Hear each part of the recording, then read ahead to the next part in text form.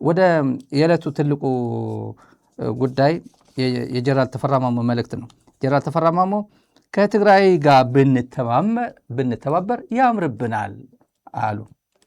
የአፋብኃ ወታደራዊ አዛዥ ነው እና ከኦሮሞ ጋርም አብረን ይሄን አገዛዝ ብንጥል መብታችን ነው፣ ማንንም ማስፈቀድ አይገባም እና ማንም የኢትዮጵያ ኃይሎች ጸረ አገዛዝ የተሰለፉ ኃይሎች ጋር እንተባበራለን፣ አብረን እንጥለዋለን አሉ። የጋራ ጠላታችን አንድ ነው፣ የብልጽግና አገዛዝ ነው። ለዚህ ደግሞ እንተባበራለን፣ የማንንም ፍቃድ አንጠይቅም፣ አናፍርም። እሱ ግልጽ ነው። ግብፅ፣ ሱዳን፣ ኤርትራ እያለ ማላከክ ነው የሚፈልገው። ሶስተኛ ወገን ፍለጋ ነው የሚሄደው። እኛ ሀገር ውስጥ ያለ ነው፣ ልክ የምናስገባበት ጊዜ ሩቅ አይሆንም ብሏል። ተመልካቾች አጠር ያለ መልእክት ነው። ወደ ኡሁሩ ኬንያታ ጉዳይ ከቤታችን በፊት እሱ ልጋብዛችሁ። መኮንኑ ሊናገር ይችላል። ይሄ ከንግግር አያልፍም። ቁም ነገሩ ግን ምንድነው? ቁም ነገሩ ጥላታችን ላይ የሚደረግ ምት ማንኛውንም ኃይል ጋር ሆነን እንመታዋለን። ተደጋጋሚ ተናግረናል። ምን ማለት ነው? ይሄ ማለት በቃ አሁን ለኢትዮጵያ ሕዝብ ሆነ ኢትዮጵያ ውስጥ ላለ ከብልጽግና በላይ ጥላት የለው። ይሄ ነው፣ ከብልጽግና በላይ ጥላት የለው። ይህን ደግሞ ራሳችን እናደርገዋለን። እዚያው ኢትዮጵያውያኖች የሆነው እናደርገዋለን። ለምን መደረግ ስላለበት። በብልጽግና ላይ ድንጋይ ወረውራለሁ የሚል ኢትዮጵያዊ ጋር የምናደርገው ነው። እኛው ራሳችን እንበቀዋለን። አሁን ጭንቀቱ ወደ ግብጽ ይሄዳል፣ ወደ ሱዳን ይሄዳል፣ ወደ ተለያየ ይሄዳል። ከዛ ሳይደርስ እኛ እንበቀዋለን። እየሆነ ያለው እኮ ይሄ ነው። አሁን ወደ ጽምዶ ምን አስሄደው? እዚያው ኢትዮጵያውያኖቹ ይሄ ስርዓት ለኢትዮጵያ አይበጅም፣ ይሄ ስርዓት ከምድረገጽ መጥፋት አለበት የሚል እምነትና አቋም እስከያዝነ ድረስ ሱዳን ነው ግብጽ ነው የሚለው ይሄ ምንም ፋይዳ የሌለው ነገር ነው። ራሳችን እንቀብረዋለን። እዚያው ኢትዮጵያ ያሉ ኃይሎች የትኛውም ብልጽግና መቀበር አለበት የሚል ኃይል ጋር ተባብረን እንቀብረዋለን። ምክንያቱም ይመለከተና ከዛ ውጭ ለብልጽግና ግብጽ ከሱዳን የሚመጣ የለም። ትንሽ ፖለቲካ እንትን ያገኘው መስሎት ህዝቡንም ያሰለፉ መስሎት ነው የሚጮኸው እንጂ እኛው ራሳችን ነው የምንቀብረው። ስለዚህ ይህ ተደጋጋሚ ጭንቀታቸውን የሚያወሩት ካልሆነ በስተቀር በራሳችን ነው ጥላቱ ነው የመጣው። በራሳችን ኢትዮጵያኖች መተባበር ካለብን ራሳችን ተባብረን እናደርገዋለን። ሌላ ሀገር አያስፈልገንም። ሌላ ሀገር ምንም አያስፈልገንም። እኛው እንሰራዋለን፣ እየሰራነው ነው። ስለዚህ በዚህ ክልል የሚታይ ነው። ሲጨንቀው ነው 40ውን ሀገር ይጠራል።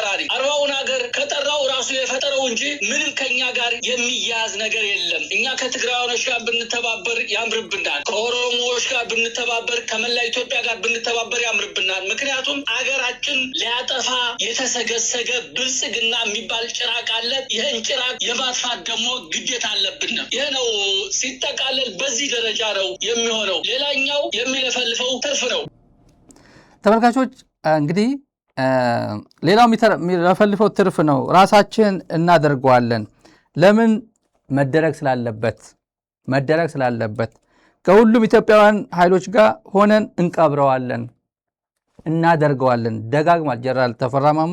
እናደርገዋለን። ሌላ ሀገር ምንም አያደርግልንም። ፈርቶ ነው፣ ምን ሲያጭበረብር ነው። ግብጽ ምናምን ሱዳን የሚለው ሲያጭበረብር ነው። እኛ ከበቂ በላይ ከሁሉም የኢትዮጵያውያን ኃይሎች ጋር ሆነን አብረን ቀብረዋለን። ተመልካቾች የቅዱስ ፓትርያርኩ መግለጫ አለን። የቅዱስ ፓትርያርኩ መግለጫ ዛሬ ስለ አርሲ ጉዳይ ሲናገሩ ነው የመግለጫ አውጥቷል። በኦርቶዶክስ ቤተክርስቲያን ቴሌቪዥን ላይ የተላለፈው። ፓትርያርኩ ጠይቋል። ፓትርያርኩ የጠየቁት እስከ መቼ ነው ብሏል። እስከ መቼ ነው በአርሲ ተደጋጋሚ በደልና ግፍ እየተፈጸመ የሚቆየው? እስከ መቼ ነው? ምክንያቱስ ምንድን ነው ብሎ ጠይቋል። መልእክታቸው የተከሰተባቸው አካባቢዎችም አሌኮ፣ ሸርካ፣ ሙክቶ፣ በሌ፣ መንዲዳ የአርሲ ሀገረ ስብከት ነው። እዚህ አካባቢ ተፈጽመዋል ተብሏል። ጥቃቱ በምዕመናንና በቤተክርስቲያኗ ላይ ያነጣጠረ ጥቃት መሆኑ ገልጿል። ቅዱስ ፓትርያርኩ አብያተ ክርስቲያናት ተቃጥለዋል፣ በስም ዝርዝር ተጠቃለዋል። የተዘረፉም የተቃጠሉም አብያተ ክርስቲያናት በጣም ጥንታዊ የሚባሉ 100 ዓመት ምናምን ያስቆጠሩ አብያተ ክርስቲያናት እንደተዘረፉ እና ተቃጠሉ ገልጿል። ቅዱስ ፓትርያርኩ በርካታ ምዕመናን ተገድለዋል፣ በመቶዎችም ተፈናቅለዋል ብሏል።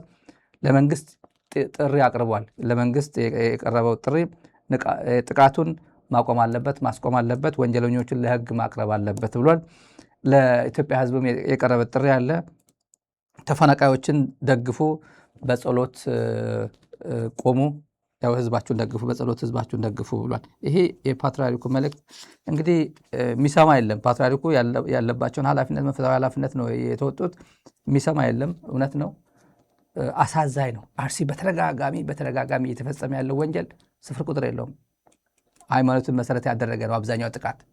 አንዳንድ አካባቢ በተለይ ስም መጥቀስ አልፈልግም፣ በደቡብ ክልል አካባቢ በድሮ ደቡብ ክልል የምንለው ማለት ነው። አሁን የትኛው እንደሆነ አላውቅም። ኦርቶዶክስ ነኝ ማለት አሁን ያሳፍራል አሉ። ያሳፍራል።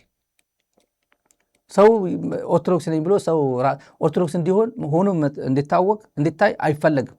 ይጠቃል። ነውር ነው። ኦርቶዶክስነት ነውር እየሆነ ነው በአንዳንድ ቦታ ላይ በኢትዮጵያ። ከባድ ዘመን ውስጥ እየገባ ነው። እጅግ ከባድ። በዚህ ፓተርን ከቀጠለ ምን አይነት ሀገር ኢትዮጵያ ምድር ላይ እንደሚኖር እኔ አላውቅም። በጣም ከባድ ጊዜ እየመጣ ነው። ቀጥለን 2 ጉዳዮች ይቀሩናል። አንደኛ የኡሁሩ ኬንያታ የቀድሞ የኬንያ መሪ የኬንያ ፋውንደር ልጅ ናቸው። ኡሁሩ ኬንያታ ፒስፉል እና ሳክሰስፉል ኢሌክሽን አካሂዳለች ኢትዮጵያ አሉ። ምንም በአንደበቱ ነው ያሉ። መግለጫ ላይ አዲስ ቲቪ አንድ መግለጫ ላይ ዛሬ የሰጡት ፒስፉል እና ሳክሰስፉል ኢሌክሽን። ሳክሰስ እንዴት ነው የሚለካው? አፍሪካ ህብረት ነው፣ የአፍሪካ ቋንቋ ነው ይሄ። የኢትዮጵያ መንግስት ደግሞ የኢትዮጵያ ሚዲያዎች ሚስኮት አድርገውታል። ሚስኮት በጣም ፌር ፍሪ ምናምን ኢሌክሽን አለ ብለው ሚስኮት አደረጉት። ሚስኮት የተደረገበት እኔ ለማስረጃ ያክል ስክሪን ላይ እንደምታዩት ነው። ኢትዮጵያ ኢሌክሽን ፕሮሰስ ኢዝ ፒስፉል ክሬዲብል እና ኦርደርሊ ነው። ያው ኮት ተደርጓል። ይሄ ጠቅላላ የተለያዩ የኢትዮጵያ ሚሽኖችም ይህን ኮት አድርጉ ተብለው የካምፓላ ሳይቀር ኮት አድርጎታል። ካምፓላ የሚገኝ ኤምባሲ ጭምር ይህ ኮት አድርጉ ተብሎ ትዊተር ላይ ለጥፍ ተብሏል። ጌታቸው ብቻ አይደለም ተፍተፍ እያለ አለው፣ ኤምባሲዎችም ጭምር በጣም ፍትሐዊ ምርጫ አካሄደ ተብሎ ኡሁሩ ኬንያታ ሪፖርት አደረገ፣ አፍሪካ ህብረት ኢንዶርስ አደረገው የሚል ጨዋታ እየተጫወቱ ነው። ሰውየው እንደዚህ አይነት ቋንቋ አላደረገም። አንደኛ እንኳን ደስ ያላችሁ ብሎ የኢትዮጵያ ታሪክ ነው የሚተነትነው። የኢትዮጵያ ታሪክ ለመተንተን አይደለም ወደ ምርጫ የመጣው፣ ወደ ኢትዮጵያ እንትን የመጣው አፍሪካ ህብረት ምርጫ የላከው ማለት ኢትዮጵያ ጥንታዊት ነች፣ የአፍሪካ ህብረት መቀመጫ ናችሁ እናንተ፣ በጣም አንከር ስቴት ነበራችሁ ድሮ ምናምን ብሎ የኢትዮጵያ ታሪክ እና ጥንታዊ ሀገር እሱ ሊነግረን አይደለም የመጣው። ኢትዮጵያ ምን አይነት ምርጫ ነው ማለት ምርጫ ምንድን ነው? አንድ ስቴት ሙሉ የማይሳተፍበት አማራ ክልል 2% 3% እንኳን በአግባቡ ኦርደርሊ ምርጫ ማከናወን ያልተቻለበት፣ ኦሮሚያ በየቦታው ይሄ አይታይም እንዴ? ሜላትወርቅ ምን አለች? በጣም አሪፍ የሶማሌ ወንድሞቻችን ቁጭ አድርገው እንትን እያደረጉ እያስገቡ ወደ እንትን ሲሞሉ የነበሩት ምን አለች? አፈረች፣ ይቅርታ አለች፣ ተሸማቀቀች። ማለት ወረነብሪ ስማ ኦሮሞ በየቦታው ሲያቃጥለው የነበረው ምናምን ምን አለች? ተሸማቀቀች። ኖርማል ነው አለች። እሱ ፒስፉል ነው። ይሄ ሁላ ኦላ የተቆጣጠራቸው ቦታዎች፣ ይሄ ሁላ የምርጫ ጣቢያዎች ብልጽግና ጉድ ሆኖ ሲታይ ኮሮጆዎች ሲቃጠሉ የነበረው ይሄ ፒስፉል ምርጫ ነው? ሳክሴስፉል ምርጫ ነው የሚባለው? ይሄ ያው ማለት ያለባቸው ነው የሚሉት። ይሄ አፍሪካ ህብረት ነው። አፍሪካ ህብረት ችግር የለበትም። ገንዘብ አለው ራሱ ጀነሬት አያደርግም። የአሜሪካ ገንዘብ ነው የሚበላ፣ የአውሮፓ ህብረት ገንዘብ ነው የሚበላ። አገራት ትንሽ ነው ኮንትሪቢዩት የሚያደርጉት። ለአበል እንኳን አትሆንም። ለነ ኡሁሩ ኬንያታ አበል እንኳን አትሆንም። ኃይልሽ እኮ ጋና ሄዶ ታዝቧል። ኃይለማርያም ደሳለኝ ጋና ሄዶ ታዝቧል። ማድረግ ያለባቸው ነው የሚሉት። የኢትዮጵያውያን ልትኮሩ ይገባል አለ። ልትኮሩ ይገባል። ኡሁሩ ኬንያታ የኢትዮጵያ ፖለቲካ አብጠርጥሮ የሚያቅሰው ነው። ኬንያ የኬንያታ ልጅ ነው፣ የፋውንደር ነው፣ የኬንያ ፋውንደር ነው አባቱ በጣም ረጅም ዓመት ነው የኬንያ ፋሚሊ የገዟት አገሪቱ። ኢትዮጵያን የሚያውቅ ነው። የኢትዮጵያ ፖለቲካ የመለስን ጊዜ ያውቃል፣ የኃይለማርያም ደሳለኝን ያውቃል። ከአብይ ጋር ስንት ችግር ውስጥ የነበረ ነው። ያው ሲሰራደቡ የምናውቃቸው ናቸው። አሁን ኬንያውያን ኢትዮጵያ የሚያዩባት መነጽር በጣም ነው የሚንቋት፣ በብዙ መንገድ። ፖለቲካ የተበላሸ ነው። ብልጽግና የሚባል ምን አይነት መንግስት እንደሆነ እየታወቀ ነው። ከትግራይ ጋር ያለን ጉዳይ ካልፈጸም ኢትዮጵያ ሰላም አታመጣም ብለውታል። እሱ እያለሁ ኬንያታ እኮ እንደዛ ብሎታል። አብይ እንደዛ ብሎታል።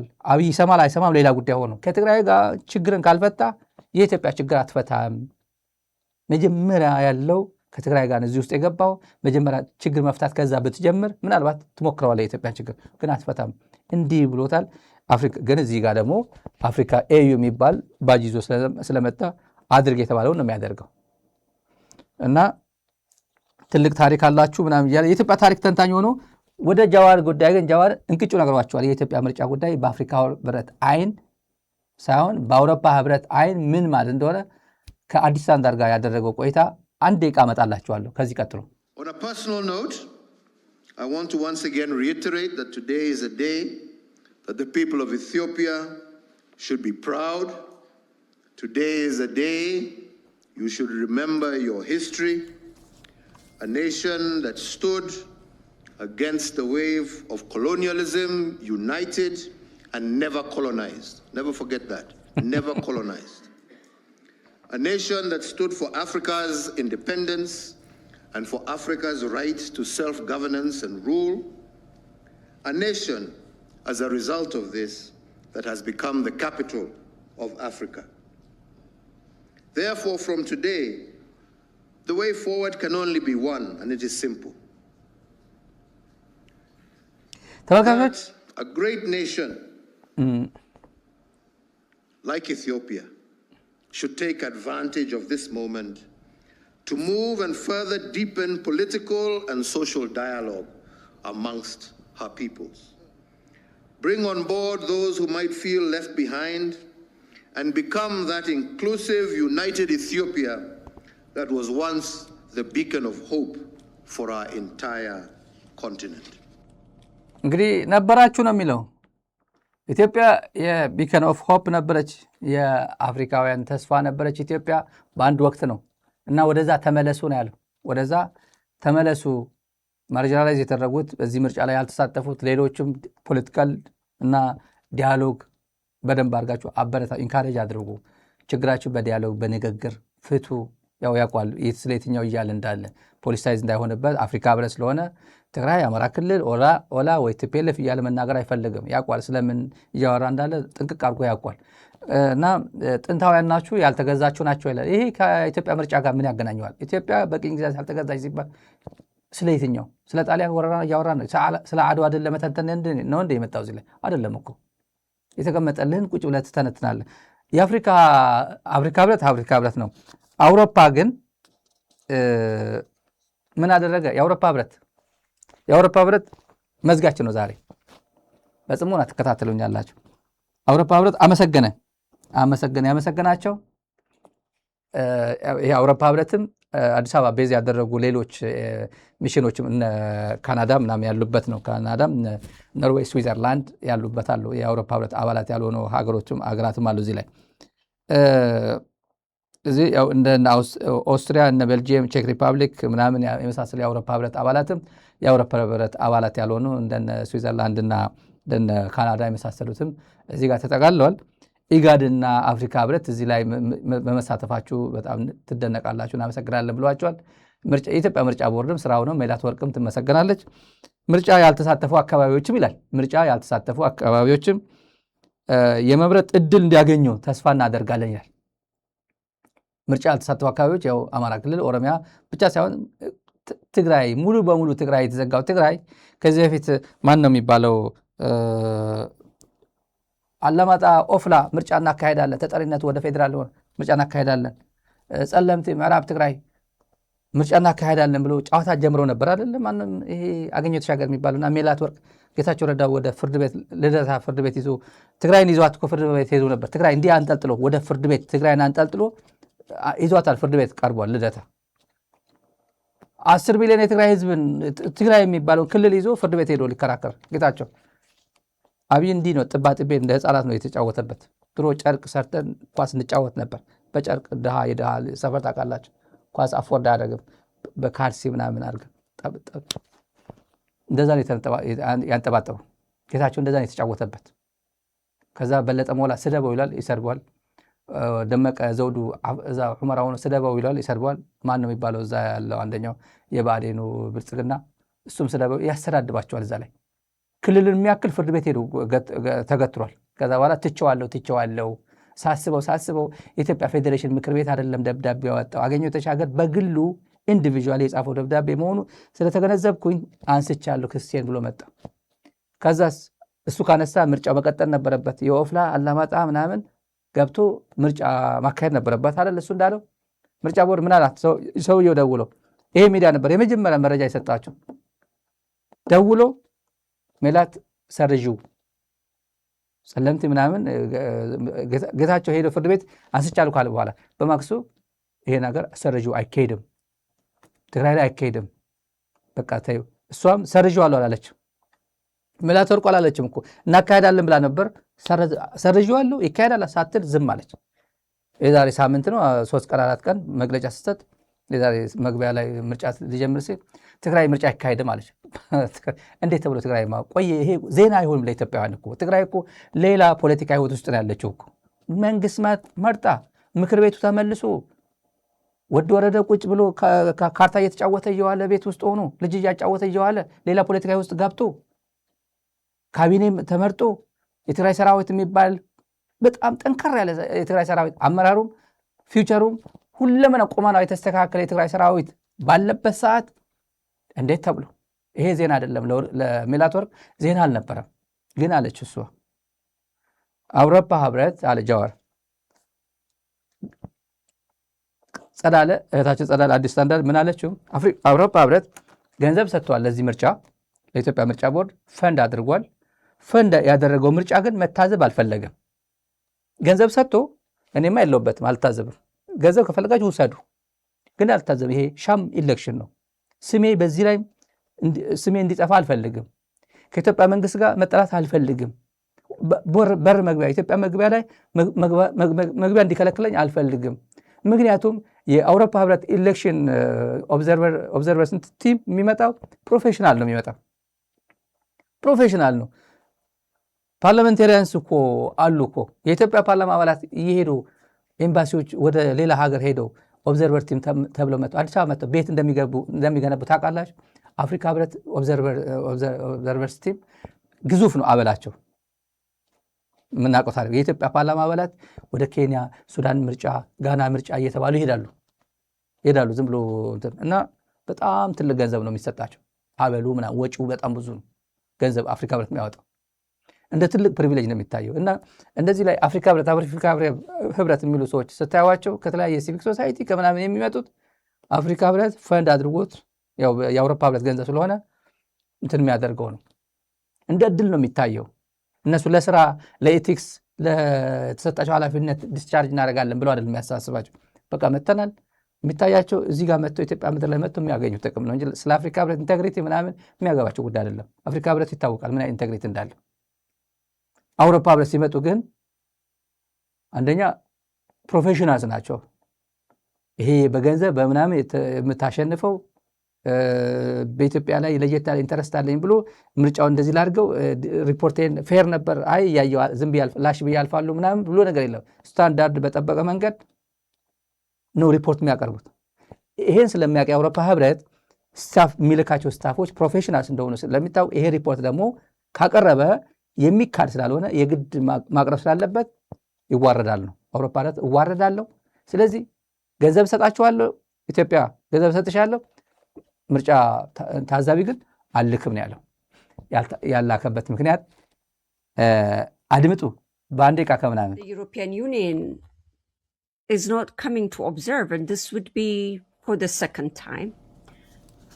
I want you to briefly reflect on that one, because in one way or another, these partners, development partners, are financing the election board.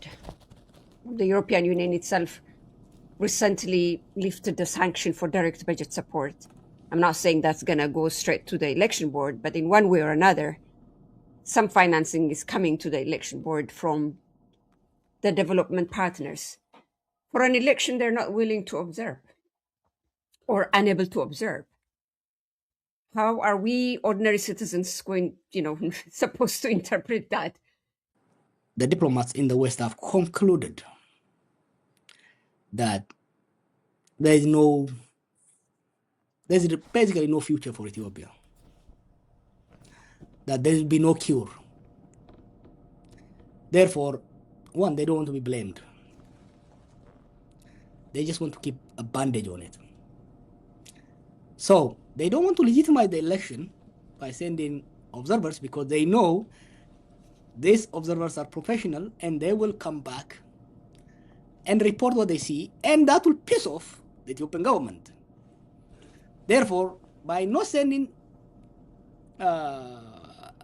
observers, but also financing, two contradictions that you pointed out, they are achieving their short-term policy objectives. On one hand, keep the legitimacy of their observing missions, because they can't do what African Union and IGAD and others do. They can't lie about it, because the people, European Union and others, are professionals. They are going to document what they see. So they don't want to put themselves in an awkward position. And if they send them, they are going to report the truth. The truth is going to disappoint a piece of Abiy, and they are going to lose the kind of access. እንግዲህ የጃዋር ተመልካቾች የጃዋር ምልከታ ያው ነው። ገንዘብ እንሰጣቸዋለን፣ ታዛቢ ቡድን ግን አንልክም። ምክንያቱም የሚመጣው ሪፖርት አስደንጋጭ ነው የሚሆነው። የአውሮፓ ህብረትና የኢትዮጵያ ግንኙነትን አደጋ ውስጥ የሚጥል ስለሆነ በር መግቢያ ላይ ቦሌ በር መግቢያ ላይ ይፈልጉታል እነሱ። ኢትዮጵያ የመጨረሻዋ ነገር ተስፋ ቆርጧል በኢትዮጵያ ጉዳይ ላይ። ኢትዮጵያ ምን አይነት ስርዓት እንዳለ የኢትዮጵያ አሁን ያለው ውስጥ ችግር በቃ ፈንድቶ የት እንደደረሰ ስለሚታወቅ ይሄ ምርጫ ምንም አይነት መፍትሄ ሊሆን እንደማይችል ያውቃሉ። ማድረግ ያለባቸው ግን ፋይናንስ እናድርጋችሁ፣ እናግዛችሁ፣ ሁሌ የምናደርገው ስለሆነ እናግዛችሁ፣ በዚህ ምርጫ ተሳታፊ ግን አንሆንም። ትረስት የላቸውም። ገንዘብ ችግር የለብንም፣ እንደፈለጋችሁ አድርጉት ነው። በዚህ ደግሞ ምርጫ ያው ምስጋና ያመሰገነበት ደግሞ ገንዘብ እዚህ ኢንቮልቭ ያደረገ ስለሆነ እንደዚህ አይነት ኢጋድ ጥሩ ነው፣ ያው እናመሰግናለን፣ ሌሎቻችሁን እናመሰግናለን፣ አፍሪካ ህብረት እናመሰግናለን። ለምን ያመሰግናል? እሱ የማይሳተፍበት በሱ ሰርግ ላይ የማይገናኘው እሱ ሰርጉን እንዲያምር ገንዘብ አዋጥቶ ገንዘብ ሰንጋና ጠላ ከገዛ እሱ መጥቶ ይጣፍጣል አይጣፍጥም ብሎ መቅመሱ ለምን ጠላው ቢባል የይስሙላ ነው።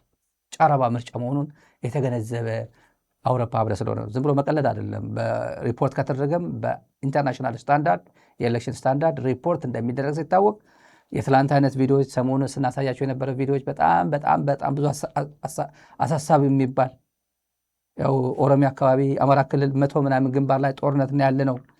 ተመስገን ጥሩነህ በድሮን ታግዘው ነው ባህር ዳር ምርጫ የተሳተፈው ሲባል ምን አይነት ሪፖርት ሊያመጡ እንደሚችሉ ይታወቃል። በቦተም ላይም ግን ዋናው ነገር ይሄ ምርጫ የኢትዮጵያ ችግር የሚፈታ አይደለም። የትግራይ ምርጫ ጉዳይ የትግራይ ምርጫ እንደዚህ ብሎ የሚታለፍ አይደለም። ትግራይ ምርጫ ለመሳተፏ ለኢትዮጵያ ፖለቲካ ትልቅ ትርጉም ያለው ነው። በጉጉት የሚጠበቅ ጉዳይ ከምርጫ በኋላ ምን ይመጣል የሚለው ጉዳይ ማለት ነው። ተመልካቾቻችን አብራችሁ ቆይታችሁ ስለተከታተላችሁ እናመሰግናለን።